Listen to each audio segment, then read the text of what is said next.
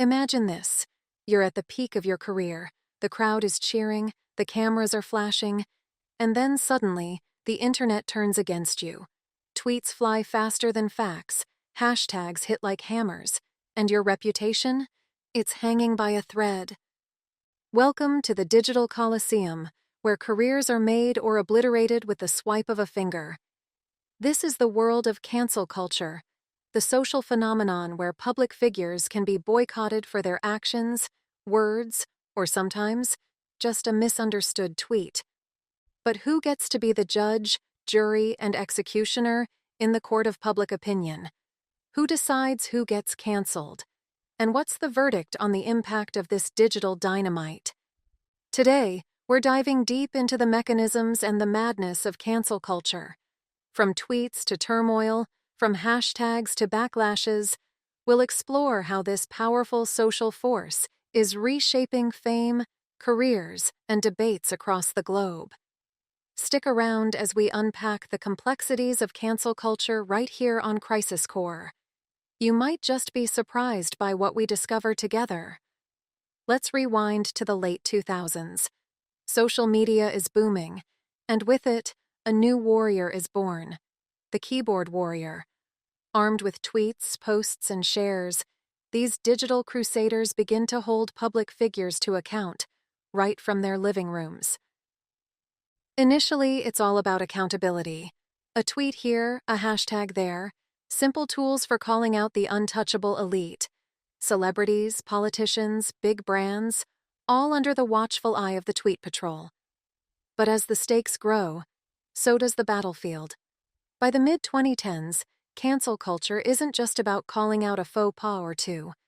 No, it becomes a potent force in cultural and political arenas. Suddenly, it's shaping everything from presidential elections to global movements. And as this phenomenon grows, its roots deepen and branch out. What started as a tool for social justice begins to entangle itself in daily life, influencing who gets to star in the next blockbuster, which CEO needs to step down, or even what products we buy. From grassroots activism to a global watchdog, cancel culture has evolved into a double-edged sword. But with great power comes great controversy. And the question remains, has this digital judge gone too far? In a whirlwind of tweets and trending topics, sometimes the storm does clear a path for justice. Take the case of a well-known media mogul, once untouchable in the corridors of power. Accusations had swirled for years, whispered in back rooms, and hinted at in hushed tones. But as brave voices began to echo across social media, the whispers turned into roars. Me Too, a hashtag that became a herald of change, brought the stories into the light. The digital avalanche was unstoppable. Support poured in, stories multiplied, and the call for accountability grew louder. The result? The mogul stepped down, faced legal actions, and sparked a global reckoning on harassment and abuse. This case not only toppled a titan, but also paved the way for a sea change in how abuse is discussed and dealt with. Workplaces tightened their policies, conversations opened up, and most importantly, survivors felt empowered to speak out. In this instance, cancel culture wielded its power to carve out a space for difficult but necessary conversations, showing us that in the right conditions, it can indeed be a force for good. But the digital sword of justice can sometimes cut too deep. Consider the tale of a humble author, once celebrated for their insightful children's books. It all started with a single misunderstood tweet. Misinterpreted by the masses, it spiraled into accusations of bigotry. Within hours, the hashtag #CancelAuthor was not just trending. It was a tempest. The fallout was swift and severe. Book deals evaporated, speaking engagements were canceled, and the court of public opinion delivered its harsh sentence without a trial. The author's career, built over decades, crumbled in mere days. The consequences didn't stop at career loss. The relentless online attack took a grave toll on the author's mental health. Sleepless nights, anxiety, and a profound sense of isolation replaced the once celebrated writer's daily reality. In this darker chapter of cancel culture, a potentially valuable conversation about understanding and growth was overshadowed by a rush to judgment, illustrating how digital fervor can sometimes destroy much more than it corrects. Cancel culture isn't a monolith, it's a mosaic, with every tile representing a different viewpoint. Let's delve into these varied perspectives to grasp the full spectrum of this phenomenon. For many, cancel culture is a digital megaphone for those often silenced. It's seen as a tool for societal correction. Where traditional systems fail, social media succeeds.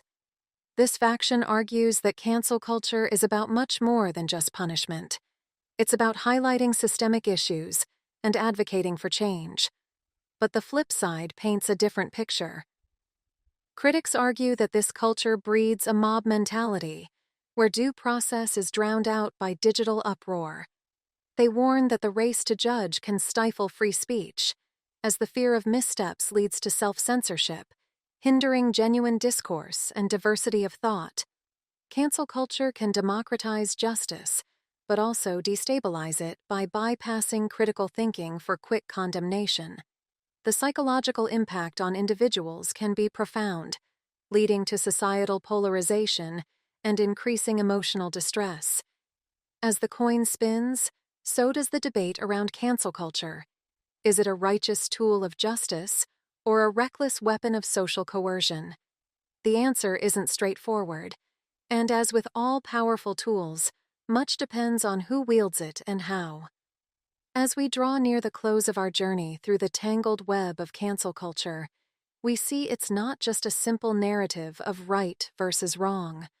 Like a coin tossed in the air, it has two faces, each bearing its own story. On one side, we've witnessed how this digital dynamo can amplify marginalized voices and accelerate social justice.